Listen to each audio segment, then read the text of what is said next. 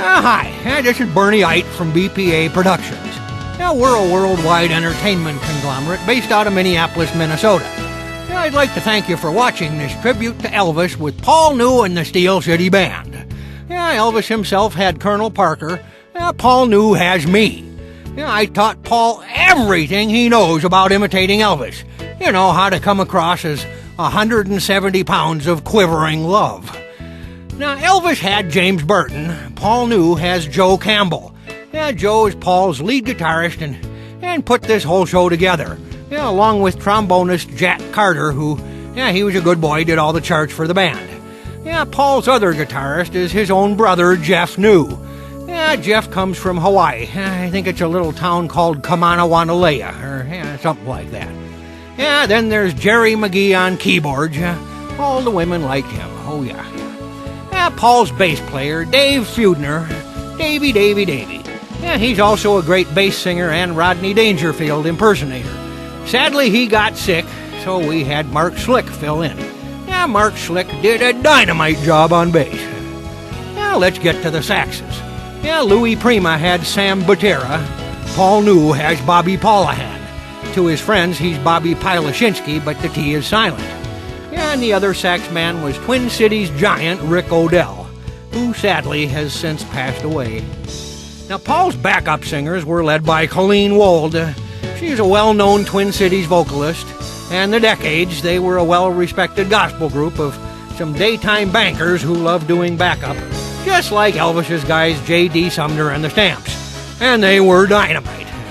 Oh yeah, I almost forgot about Paul's drummer, Bruce C. Rudolph.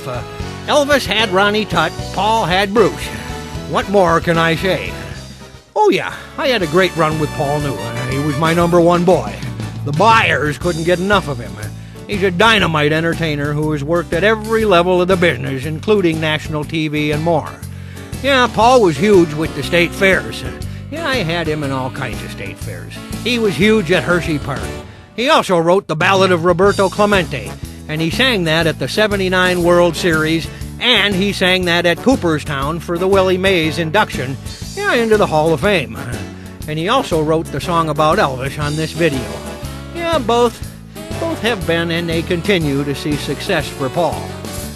Now this show we recorded on January 8th of 1984 at the Radisson South Concert Venue in Bloomington, Minnesota, with an audience of almost 8,000 people. The popular Twin Cities radio station, WWTC, was the sponsor. And the next day, Paul was on the front page of the Minneapolis Star-Tribune and the St. Paul Dispatch.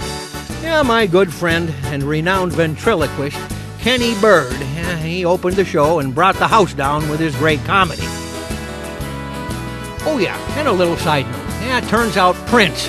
You heard of Prince. He was in the audience with some of his band, and apparently he was an Elvis fan, and he flashed up a peace sign. That wasn't long before Purple Rain came out. Now there's a kid who should have listened to me. I could have made him a star, too. Well, it's July of 2015 as I tell you all this, and I've been in that great BPA agency in the sky now for some years.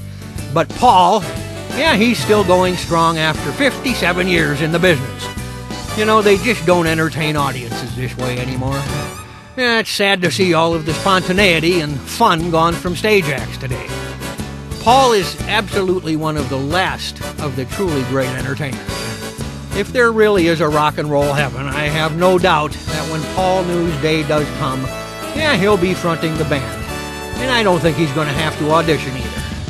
I was very proud to be a big part of Paul's life and the lives of all these people. Thank you.